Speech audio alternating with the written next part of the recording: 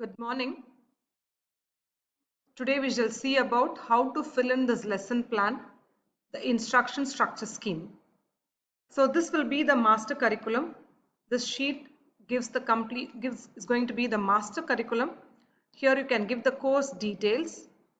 First we shall fill in the course code followed by the course title. Then we can select the category which the course belongs, namely humanities and science, basic science, engineering science, professional core. Likewise, we can select any course category depending on the course that we are going to handle. Then we can select the course that is offered to. Which set of students we are offering this course can be selected from the drop down box. Then we can also select the course offered by, which department is offering the course, that also can be selected from the drop down box. We should also select the course type. Here your course type could be either theory or it could be theory integrated with lab or laboratory. When you come to the assessment type, again it could be either internal and external assessment, or we could have only internal only assessment, or it could be only external only assessment. Depending on the course that we handle, we need to fill in these details. The name of the course coordinator has to be filled in here. Corresponding designation has to be filled in here. Course handling faculty, name of the course handling faculty to be filled in here, and the corresponding designation to be filled in here. If at all the course is common to more than one department students, then we can fill in this data course common to. Here again we have the prerequisites. So the prerequisites has to be filled in. What are the courses that are prerequisite for this particular course has to be filled in here. Then we have the commencement of classes. So when you say commencement of classes, it has to be a date. So if you double click in this cell, date column will appear, calendar will appear. You can select the date from this calendar.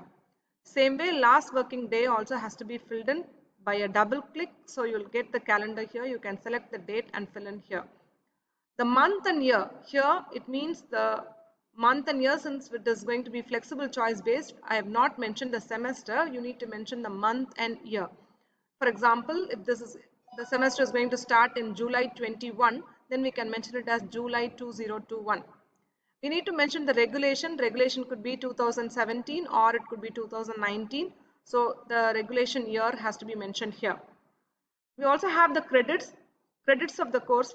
For theory, what is the credit that is allotted, and for practical, the credit allotted has to be entered here.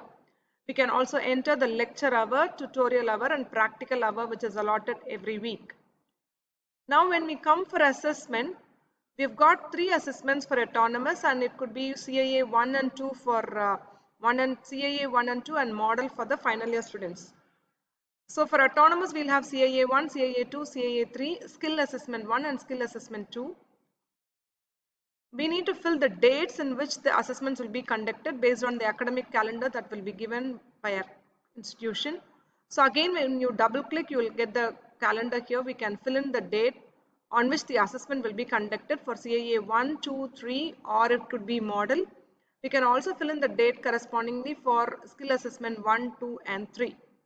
If at all you want to have more than one skill assessment or 3 skill assessments, you can always include a column to enter your skill assessment dates. We should also enter the outcome which is going to be assessed for each CAA 1, 2, 3 and skill assessment. So I have given it as for example. So if you're going to assess for course outcome 1, here we can mention it as only CO1, and if at all we are going to mention assess for course outcome 1 and 2, we can include it as CO1, CO2. Then we need to mention the assessment pattern for the CAA 1. Again, you have a drop down box. Usually it could be descriptive. Sometimes we can also have any other option. So we can select from the drop down box and enter the pattern of assessment for CAA 1, 2, 3 and for the skill assessment. You should also enter the details of weightage for internal assessment. It could be 10 for CAA 1. According to the autonomous regulations, CAA 1, 2 and 3 each carries 10 marks as weightage, and skill assessment carries 20 marks. So the 20 marks we have to split and give here, whether it is going to be 10 plus 5 or 10 plus 10. According to our wish, we can give it here, but it has to be specified in this form. When we move on, we have the context. The context is the purpose or application or opportunities for this particular course that we are handling. We can also give the names of industries and companies where the content of this course will be used, and what are the specializations that can be undertaken if you're going to study this course. So this is the context. The hint could be the preamble that we have written for our courses could be could help you in giving hints to enter this context. Then we also have the CO-PO mapping here. Here when you see the CO1, you can enter the statement of course outcome here, CO1, 2, 3, 4, 5. If you have got only 3 or 4 COs, you can delete CO5, this row, delete this row. Or if you have got more than 5 COs, you can always enter another row, insert another row and enter the course outcome. After writing the statements of course outcome, we need to mention the domains of each course outcome. It could be the Bloom's taxonomy domain, either cognitive, affective or psychomotor. We need to select that. And correspondingly, we need to select the Bloom's taxonomy levels. It could be understanding, apply, analyze, any one level. Correspondingly, we need to select it. Then we also have the program outcomes also has to be mapped. Here also it is again drop down. You can see the PO 1 to 12 and we also see the PSO 1, 2, 3, 4. So depending on that, you can, if you have say 3 or 4 POs to be mapped, you can select it from the drop down and enter it here. And the remaining can be mapped with the PSOs. So again, PSOs for the department which is offering can map it to its own PSO, and at the bottom of the sheet, if at all more than one department students are undergoing that course, then the PSOs of that respective department can be mentioned at the bottom of this sheet. Followed by, now we'll move on to the content, that is the written curriculum. Here we are going to mention the learning outcomes. So here again, wherever needed, you can add or delete the rows as per the requirement. So right now we have got CO1. So in CO1 we have got different topics. For each topic, while I'm teaching, I'll be having an outcome for that particular topic. I'm going to write the learning outcome here. So for each CO1, I could have 10 LOs, learning outcome 10 or just 5 or 3 or even 12. So according to my requirement, I will write the learning outcome. So I can even combine for 2 hours together. I'll be taking one particular topic. I can write the outcome here. That could be my LO1. Same way for CO2, CO3, CO4 and CO5, we will be writing the learning outcomes corresponding to each CO. So this is all about the first master curriculum sheet. When we move on, we'll be able to see the assessment curriculum. We have got 5 sheets assessment curriculum: CO1, ACCO2, ACCO3, ACCO4 and ACCO5. I have assumed that there are 5 course outcomes and we have given each sheet for one course outcome. If at all you have got more than 5, you can insert a sheet, or if you have got lesser number of course outcomes, you can delete one sheet. So this sheet, when you move on, this will be your assessment curriculum for CO1. This is for, here you are going to write the assessment questions. It could be for used both for CIAs and for end semester examination. So here CO1, we will repeat the statement here, just copying it from the master curriculum sheet. We'll take the CO1 statement here. We should also mention what type of the assessment, whether we are going to give it for end semester examination, or it could be only for continuous internal assessment, or it could be for skill assessment or CIA and end semester. If you are going to use it for both, then you can select this one. Now here we have given the topics. We have already mentioned LO 1 to 12 or 1 to 10 in the master curriculum. We'll just select which LO correspondingly for this particular question. We can also frame a question which has got more than one LO. So I've given you 3 options. So if at all if a particular question is going to be mapped with 2 or 3 LOs, we can do so. So regarding the question has to be framed preferably with respect to the context. You can use case study and scenarios. The questions can be open-ended, meaning that we need not specify the method in which the question has to be solved. So this is the way we need to frame the question. Again, as many possible questions can be given for each topic or for each LO. Once we type the question here, we should give the rubrics or the key. Say for example, it is going to be a 16-mark question. I am going to give definition 2 marks, uh, the diagram 5 marks, application 3 marks. Likewise, I can give, so here I will write definition, diagram, explanation, application and all, and correspondingly what are the marks here, I will be specifying it here. So, so this will be your rubrics and the corresponding marks and the total marks for each question.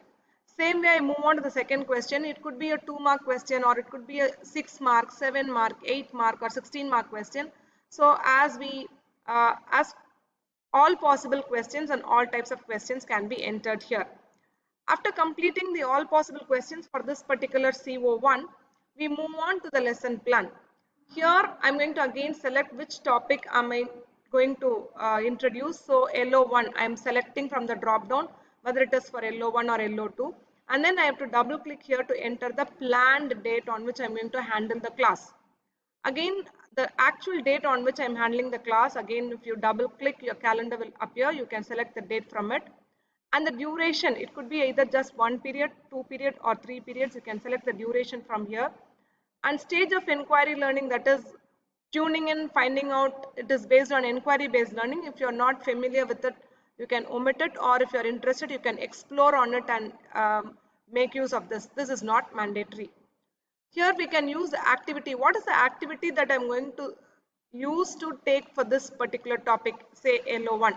I can select from the drop down. For each, in a particular class, I may use polling, I may use quiz, I may use demonstration, whatever. So if I'm going to use 3 or more activities, you can include 3 or more rows just for a single topic.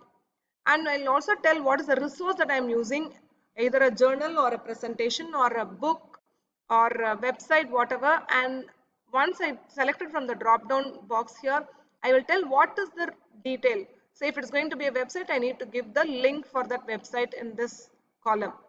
So this is all about this assessment curriculum sheet. The same thing holds good for all other sheets, AC3, ACCO4, ACCO5. And you've got another sheet where here it is assessment curriculum when more than one CO is mapped for a particular question. Say for example, if I'm going to handle for take questions for part C, a case study, and if it more than one COs are mapped, I can use this particular sheet to enter the questions, and I'll just say what are the COs that are mapped for this particular question. So this is with respect to this particular sheet. Moving on, we have the practical sheet. So here I can have the title of the experiment and the CO to which the particular title is mapped, and the mode, either it is going to be a simulated experiment, or is it going to be a hardware or programming or virtual lab.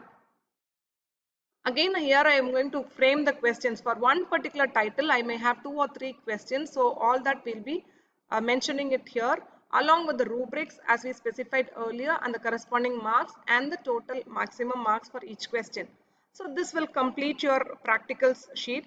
And finally, we move on to the last sheet, the skill assessment.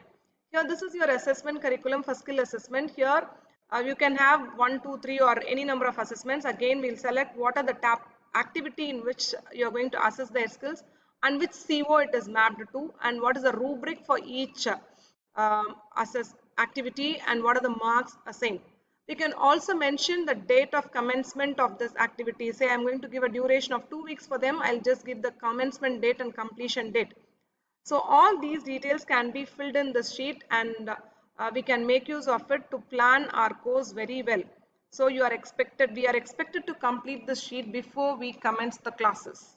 I hope you understand, and if you have any more queries, you can contact me, Sheba Joyce, Professor, Department of ECE. Thank you.